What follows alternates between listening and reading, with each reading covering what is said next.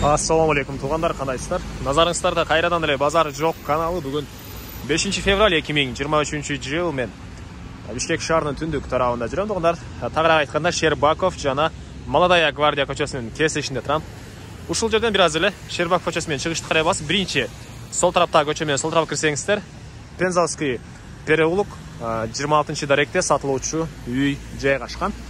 Анан бул жерден туғандар көптөгөн маршруткалар эмес, сиздер шаардын бурчуна барсаңыздар болот. Дордойго түз жүргөн маршруткалар бар, Ош базарына жана шаардын башка бурчтарына түз маршруткалар жүрөт.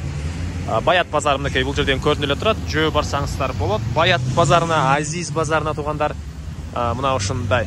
Анда эмесе мен сатылуучу үйгө карай жол алдым. Сиздер лайктан басып өз оюңуздарды комментарийге жазып туруңуздар. Жана күн сайын Бишкек шаарынан Чүй областынан сатылуучу үйлөрдү көрөм десеңиздер, подписаться баскычын басып кетиңиздер.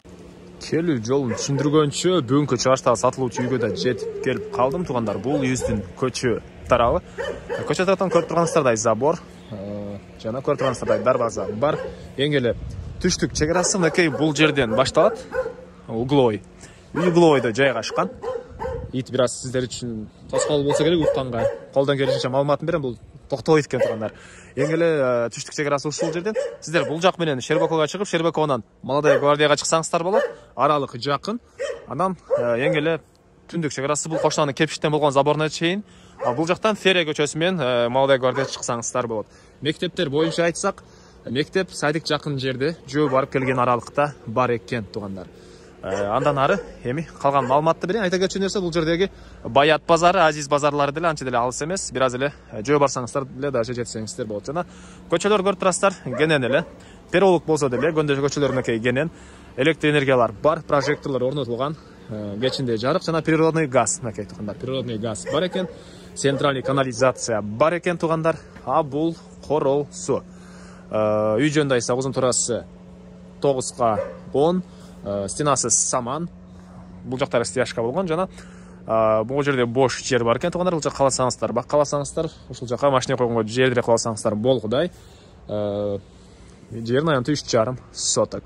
Үй жөнүндө айтсак, саман стенасы туғандар, аны айттым. Эми биринчи могу тышкы тарабын көргөзөйүн, андан соң дагы үйдүн ички тарабына кирип калган маалыматты берем. Мынакей бул үйдүн түштүк тарабы. Бул жакта эле мондай бош жер бар экен, мондай бак деле болгон экен, аны кыйып салыптыр. Үй ээлери чегарларын көрүп турасыздар. Так. Эң эле жакшы жери центральный канализация жана природный газ бар туғандар. Бул жакта эски мондай складтар көрүп турасыздар.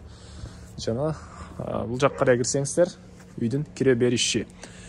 Азыр үйдүн чыгыш чек арасына көргөзүп коеюн. Могу шифрдан болгон заборго чейин туғандар. Үйдүн чыгыш чек арасы. Так. Бул кире бериши. Андан ары түз кирсек, дагы бир бөлмө. Отопление, мондай отопление бар экен, котел орнотулуптур. Природный газ киргизилген ички тарапка туғандар. Андан ары бул жакта мондай бир коридор. Коридордун тарапка кирсек, ванна, душ. Түз кирсек, бул жакта бир бөлмө. Мынакей.